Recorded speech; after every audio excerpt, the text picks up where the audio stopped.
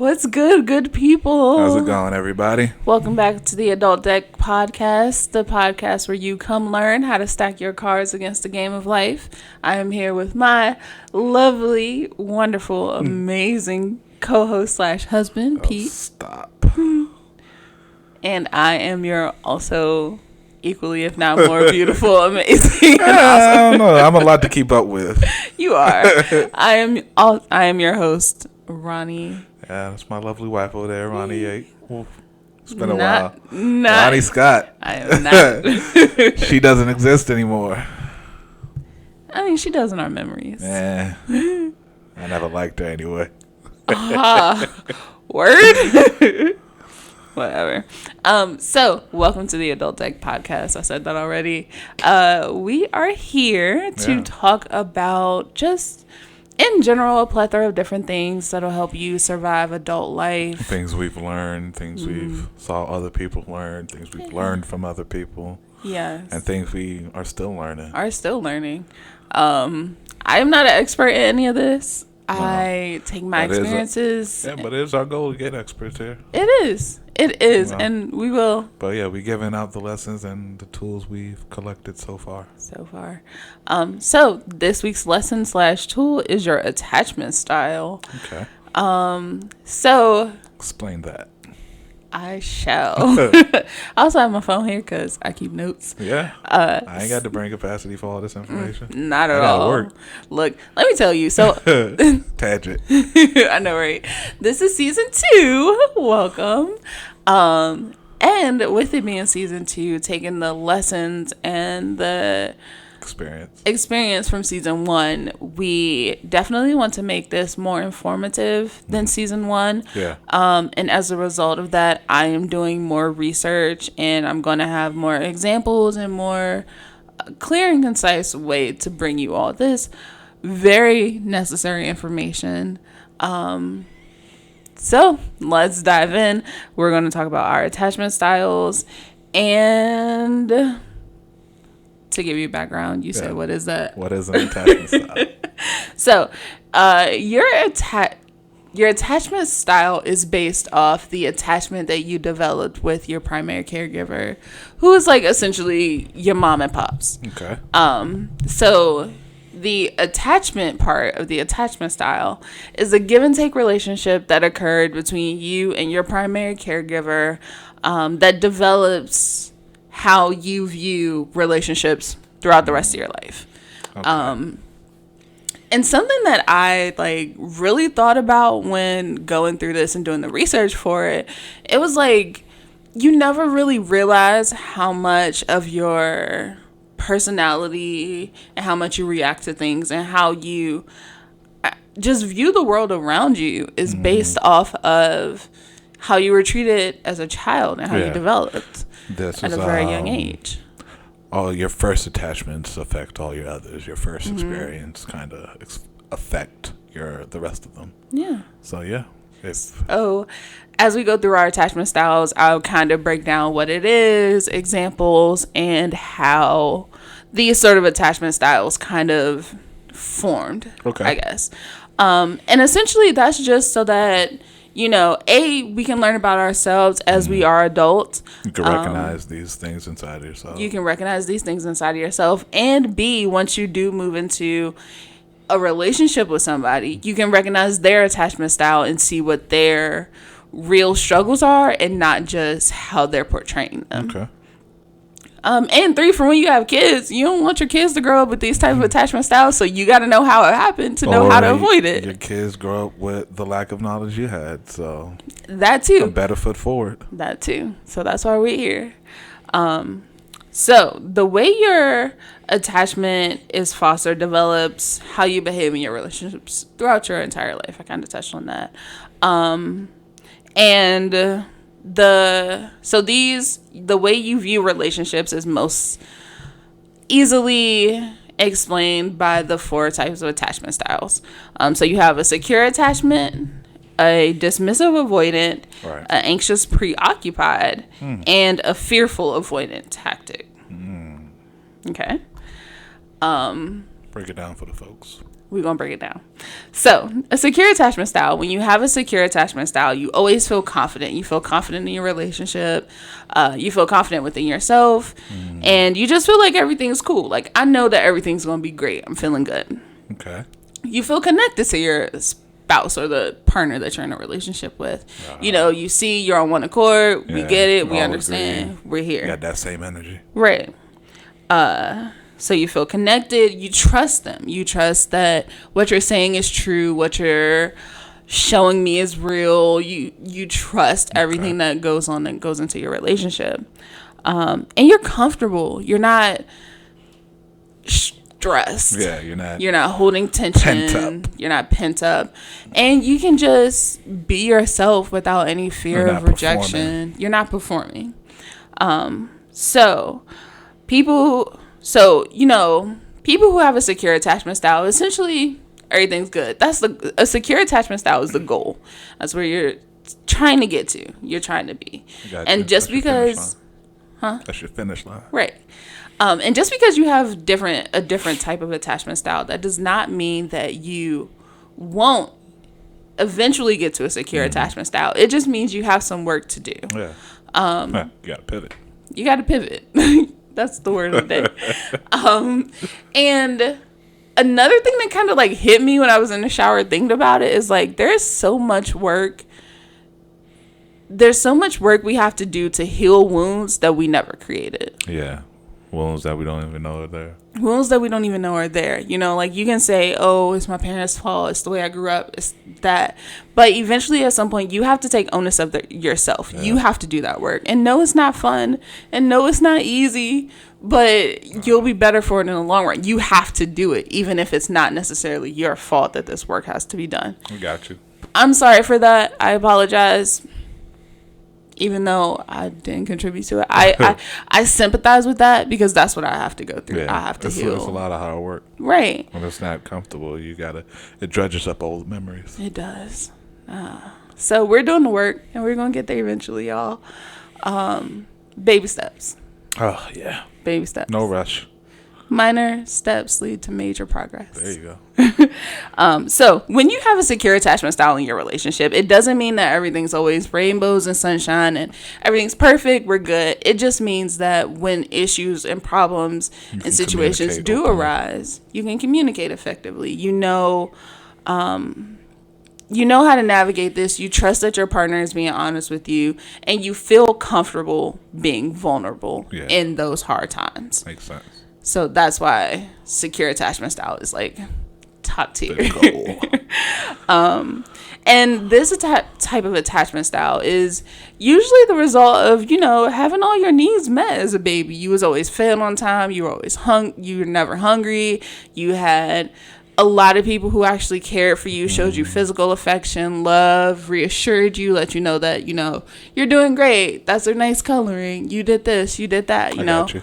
It's very loving and warm and open and honest. And from you having your emotional and your mental needs met, you're able to then go out in the world and explore because you don't have to worry, essentially. Like, even, you're a baby, but you still have that biological sense, I guess, of worry. Like, I got you. So if you're a baby and you're crying, you're worried about where your next meal is going to come from. So if you have where's that lady who has those titties? So a person, who grew up with a secure attachment style grew up having all their needs met. Whenever they cried, food was there. Whenever they got scared, somebody was there to comfort them. Things like that. So you were able to learn about yourself, and you were able to experience the world around you without fear of rejection or failure. Okay. All right. So that's number one, secure attachment style. That's the goal. It means you're happy and content, and you can trust your partner. Yeah. No matter what happens. You understand that they'll meet you where you are. Mm-hmm. Yep. So, point number 2, or attachment style number 2. Either way, second one. It is a dismissive avoidance style. Okay. So kind of. Say that 10 times fast. dismissive, avoidant, dismissive, avoidant, dismissive, avoidant, dismissive, avoidant, dismissive, avoidant, dismissive, avoidant. I don't know if that was 10, but that's enough. Serious. So a dismissive avoidance style is when somebody finds it very hard to develop meaningful relationships. So essentially, this is a person who keeps everything at face value. Yes, they always keep people at arm's length. I don't want to get hurt, so I'm not gonna allow you to get close enough. How was your day? It was okay. Right. And they take pride in not having other people need to validate their feelings. They're like, no, I got it. I can handle it. I can deal with this on my own. Like, don't nobody need to see me cry. Yeah. I'm good. I can handle it. And even when they do, in the off chance that they do develop deep, meaningful relationships with people and not keep pushing them away, once or if they end up getting rejected, that's when they shut down completely. They're like, nope, I don't want no parts. I ain't gonna let nobody else in. That proverbial wall no more keeps dating. getting higher and higher. They tend to hurt people before they can get hurt. Gotcha. They just just move away from it altogether. Because you were gonna cheat on me. Right. Exactly. So this type of relationship style tends to develop as a result of having a primary caregiver that was just completely absent or completely negligent. A lot of people like to self-diagnose these as daddy issues. Mommy issues, daddy issues, things like that. Look, I'm gonna let y'all know now, I've been every single one of these attachment styles throughout my life.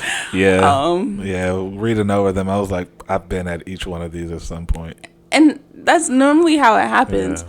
I think as you heal and you go through life and through changes and you start to learn and do better, you tend to see your flaws and see your errors and move away from them, move into a secure attachment style. I hear you.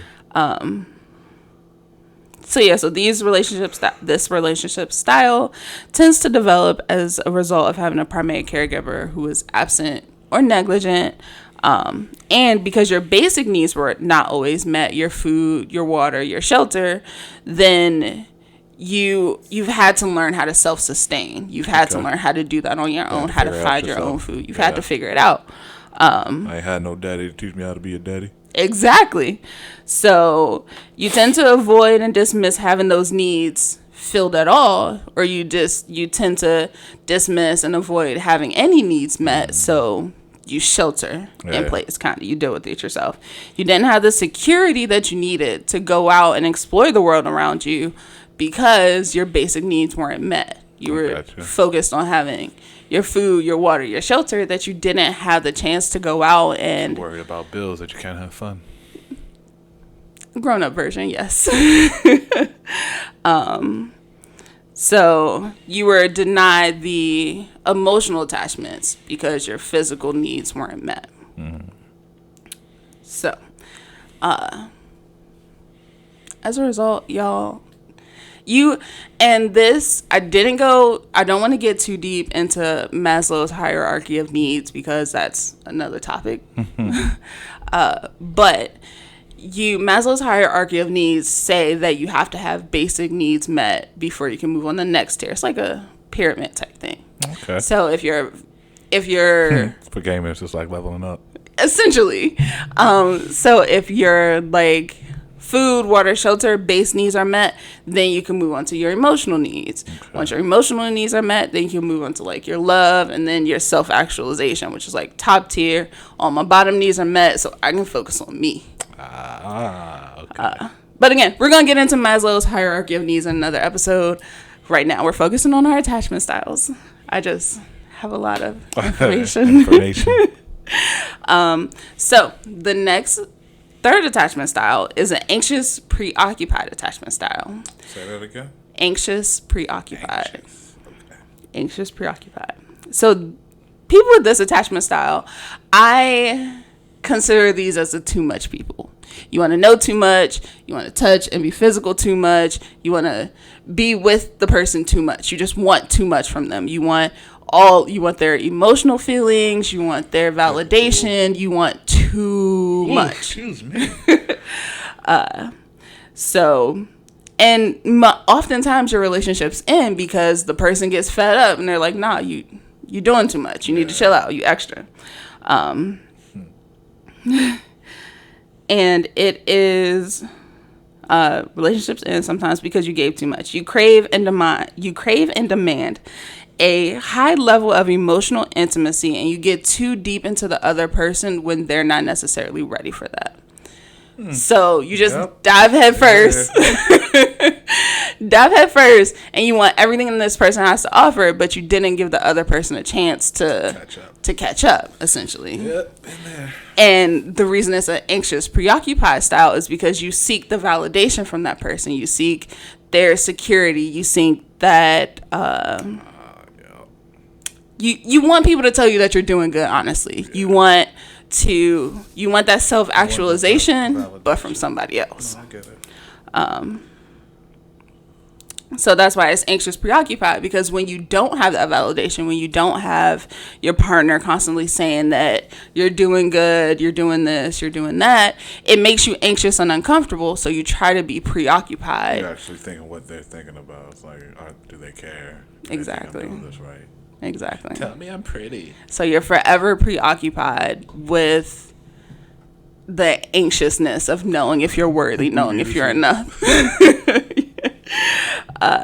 And sometimes you doubt your own self-worth in those situations. Yeah. So an anxious, preoccupied person could be a person that's with somebody who's not necessarily good for them. But they stick around. They need to. Right. They stick around because they want that validation. They keep trying to earn that validation, essentially, even though this person is not good for you in the long run. Them. But it ain't. And something that I kind of put together with our 5 love languages episode that we did, the first episode of season 1. Okay. Somebody with a anxious, preoccupied style, their love language may be words of affirmation. Yeah. Because they need somebody to constantly tell them, you're good, we got you, yeah. I'm not going to hurt you, I'll be here for you, things like that. And I think this part is my speculation. Again, I am not I was about to say an experiment. We're not professionals. I am not a professional. This is just me learning and saying what I feel and what I think based on the research. Get a certificate off of eBay or something. Probably. Like $5. Put it up here for y'all to see. Oh my gosh. Eventually I'm going to put my degree up here because I do have a degree in that, and I'm going to show that off. Yeah, you do. So I think this happens as a result of having your physical needs met, but not your emotional needs met in your childhood. Okay. So, for instance, I'm going to use you as an example if you're okay with that. Yeah. So, for an example, my lovely husband here, he grew up in a household where his father always provided, took care of all the bills, everything was stable. He did what he was supposed to do as a provider. Yeah. You were always fed, you always had water, you always had a place to stay. Clothes. However, he was also very standoffish once it came to emotional development, spending time together, talking, hugging, telling you how much I love you, things like that, things of that nature. That's true. I see that. Yeah, that's exactly what I thought about. So, and as a result, you grew up needing other people to tell you, hey, I'm okay, I'm good, I got this, because you didn't receive that because you didn't receive that in your formative years. I get it. Okay. No, that makes sense. That's real. And last but not least, I feel like this one has mostly been me, but only because it's a default. Total world. So, last but not least, we have a fearful, avoidant attachment style. Okay. Break it down. So, this is your dismissive and your anxious attachment styles combined. Meaning, you always seek validation from people, but you want to push people away before they have the option to hurt you, before they have the option to reject you, before they have the option to tell you that you ain't worthy. Although I'm looking for that worthiness, I don't want to give you the chance to tell me that I'm not. Okay. So, and these type of people often are the ones that end up in relationships with people that aren't good for them while running away from somebody who is, that's actively pursuing them. Been there too. Right? So I definitely think this attachment style definitely mostly relates to me, because I've had times where I'm like, nah, I want that dude over there. Even though I got a homie right here who's like everything that I want, everything that I need, who's willing to tell me, reassure me. Boys, it was not a white boy. First of all. It was not. She not even sure. But, so... Again, you seek validation from people, but you also run from relationships and don't want to get too emotionally involved. I got you. But at the same time, sometimes you go way too deep to people who are not willing to give that back to you. Like light skin bae and Issa's joint. Explain your reasoning. Because wait until you back up at the mic. Because Insecure. There you go. Light skin bae. Don't know his name. I might do a case study on Insecure just for the heck of it, to see what all of their attachment styles are. He met Issa. They were feeling each other. He disappeared. On the comeback, I feel like after Issa reached out, he saw that as an open door to like, all right, let me get back to where we were, and also make up for the time that they lost. So because of that, he went quickly into it. Even the whole scene with the moving into the apartment, especially after she was like, I got a boyfriend. He was like, wait. And instantly flipped the switch. He went from being, I'm trying to do this. Yeah. But Issa ain't know he was trying to do that. I was like, okay. I see what you're saying. Okay. That stands. I see it. So, like, I'm trying to get these cheeks get emotionally strong, and you over here going back to your ex? And then that's why he shut down and drifted away. And he honestly threw a little bit of shade Lawrence way, because he was hurt. Oh, you going back to that unsure nigga, huh? Because he was hurt and he was pushing the emotional attachment away, rather than saying, hey, I'm struggling because this is what I wanted, but you're not willing to give it. Or I don't know. He didn't even know if she was willing to give that to him at that point. She just let him know, being open and honest, being an adult, that she was seeing somebody else also. And he flipped it. Instantly. Out. Move them boxes and leave. They deny their feelings, yet get jealous easily and identify others that can damage their relationship far more often. So they get very jealous and very possessive. I feel like that was also... it's arrogant.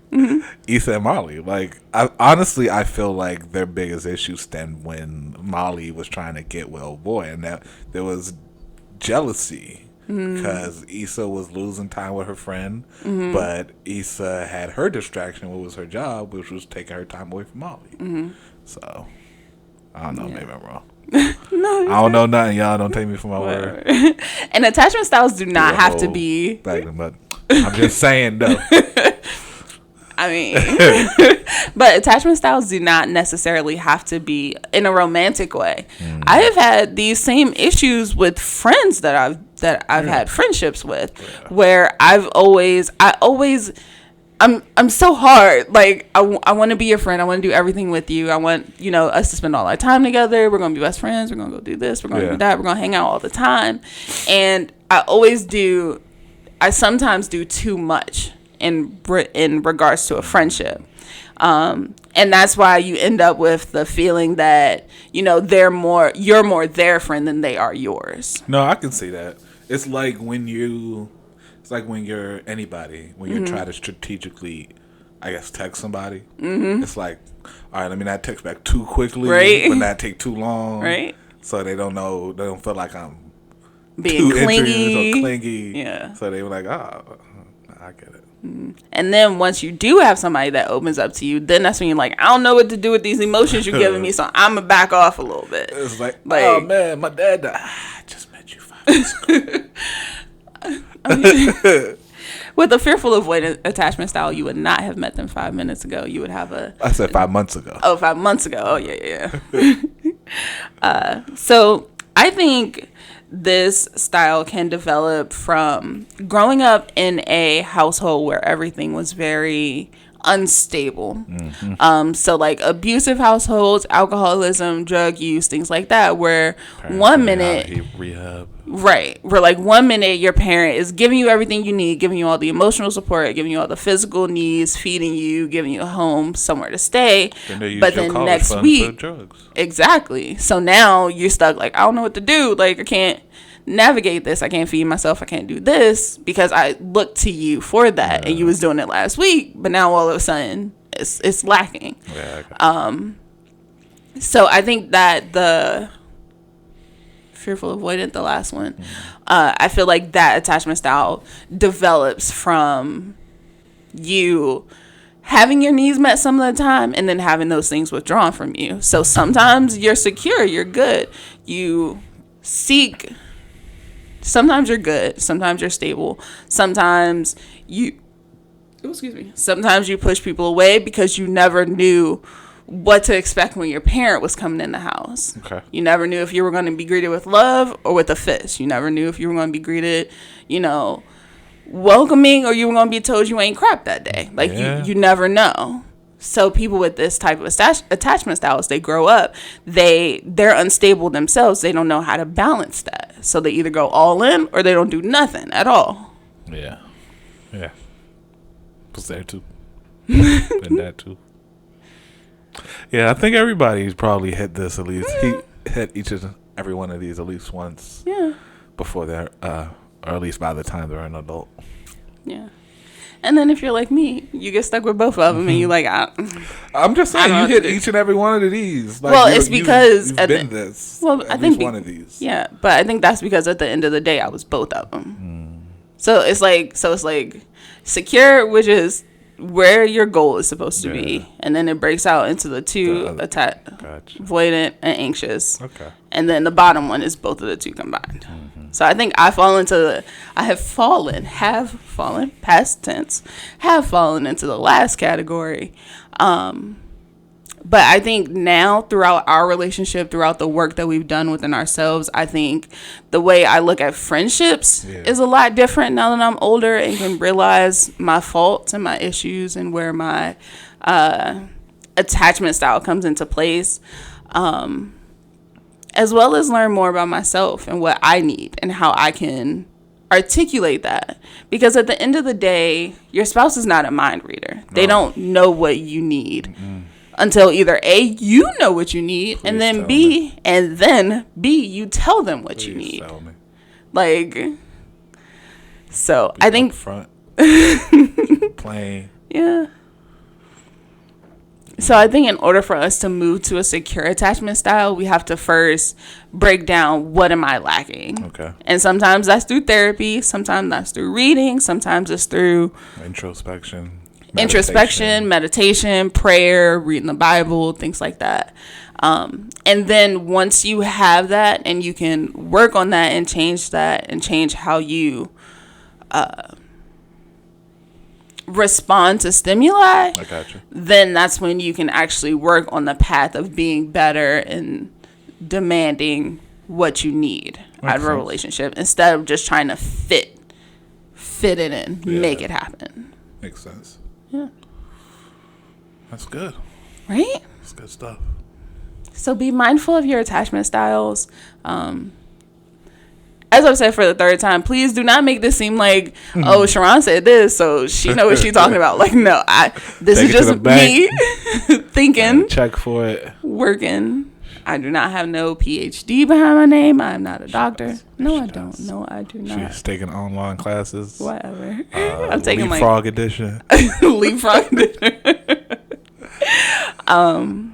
So yeah, let's work on our attachment styles this week, and let's work on being better and acknowledging where our issues are. And this don't mean go fight your parents because, oh, I gotta avoid an attachment style so you ain't love me. Like, no. Why you love me? No, this goes into the work that sometimes we have to do for and by ourselves. Yeah, well, I've come to the fact and understand that we can't blame them or anyone in our past for where we are now. That's all on us. It's on us. It's on us to get the tools to recognize it. And it's on us to get the tools to solve it. Yes, it might have stemmed because of something else or someone else, but it's our lives. We take control. Live with it. We have the reins. We got to fix it. So the more work we do for ourselves, the better our lives will turn out for us. Hey, I agree. Well, this has been another episode of the Adult Deck Podcast. I hope you take this card, use it, and know when to play it, when to hold it, and all that good stuff. I was trying to think of the song. All right. We love you guys. We will see you all next week. Have a great one. It's been real, y'all. Bye.